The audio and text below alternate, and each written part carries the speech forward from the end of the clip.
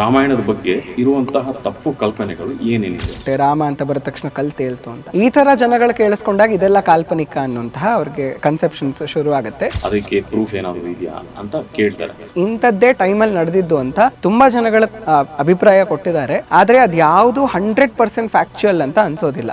ಯಾವ್ದಾದ್ರು ಒಂದು ಕುರುಹು ಜಾಗಕ್ಕೆ ನೀವು ಹೋಗಿದ್ದೀರಾ? ಕಲ್ಪನೆ ಮಾತ್ರ ಆಗಿದ್ದಿದ್ರೆ ಇಷ್ಟು ಅಕ್ಯುರೇಟ್ ಆಗಿ ಇವತ್ತಿಗೂ ಕಣ್ಣು ಮುಂದೆ ಕಾಣುವಂತಹ ಜಾಗಗಳು ಹೇಗಿರೋದಕ್ಕೆ ಸಾಧ್ಯ?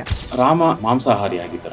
ಸೊ ನೀವು ರಾಮನೇ ಮಾಂಸ ತಿಂತಿದ್ದ, ನೀನ್ ತಿಂದ್ರೆ ಏನ್ ತಪ್ಪು ಅಂತ ಹೇಳ್ಬಿಟ್ರೆ ಇನ್ನೂ ಈಸಿ ಆಗ್ಬಿಡುತ್ತಲ್ಲ. ಈ ರೀತಿಯಾದಂತಹ ಪ್ರಶ್ನೆಗಳನ್ನು ಮಾತ್ರ ಜನ ಯಾಕೆ ಪ್ರವೋಕ್ತರ ಮಾಡ್ತಾರೆ? ಯಾರು ಹೀರೋನೋ ಅವ್ರಿಗೆ ಸಪೋರ್ಟ್ ಮಾಡದೆ ವಿಲನ್ಗೆ ಸಪೋರ್ಟ್ ಮಾಡಿದ್ರೆ ನಾವು ಒಂದು ಸ್ವಲ್ಪ ಕೂಲ್ ಆಗಿರ್ತೀವಿ, ಬೇರೆಯವ್ರಿಗಿಂತ ಚೆನ್ನಾಗಿ ಕಾಣಿಸ್ತೀವಿ ನಾವು ಅಂತ ಜನಗಳ ಮೈಂಡ್ ಸೆಟ್ ಆ ಥರ ಆಗೋಗಿದೆ. ಫಾರಿನರ್ಸ್ ಪ್ರೂವ್ ಮಾಡಿರೋದನ್ನ ನಮ್ಮವರು ಕ್ವಶನ್ ಮಾಡ್ತಿದ್ದಾರೆ. ಆಲ್ಬರ್ಟ್ ಐನ್ಸ್ಟೀನ್ ಅವರೇ ಭಗವದ್ಗೀತೆಯ ಬಗ್ಗೆ ನಾನು ಅದರಿಂದ ಇನ್ಸ್ಪಿರೇಷನ್ ತಗೊಳ್ತೀನಿ ಅಂತ ಹೇಳಿದ್ದಾರೆ.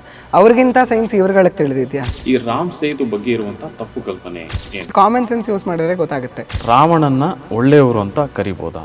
ಆಕೆ ಮೇಲೆ ಕರುಣೆ ಇತ್ತು, ಆಕೆನೇ ಒಪ್ಕೊಳ್ಳಿ ಅಂತ ಕಾಯ್ತಿದ್ದ, ಪ್ರೀತಿ ಬರಲಿ ಅಂತ ಕಾಯ್ತಿದ್ದ. All of that is bullshit. ನೀವು ಹೇಳೋದಕ್ಕೂ ಈಗ ನಾವು ನೋಡಿರುವಂಥ ಕರ್ಣನಿಗೂ ಏನು ವ್ಯತ್ಯಾಸ ಇದೆ? ಇದ್ರ ಬಗ್ಗೆ ನಮ್ಗೆ ಕ್ಲಾರಿಟಿ ಕೊಡಿ. ಅದು ಕೂದಲು ಹಿಡಿದು ಎಳ್ಕೊಂಡ್ ಬರಬೇಕು, ಸಭೆಗೆ ಕರೆಸ್ಬೇಕು ಅನ್ನೋ ಕಾನ್ಸೆಪ್ಟ್ ದುರ್ಯೋಧನಿಗೆ ತಿಳಿಸೋದೇ ಕರ್ಣ.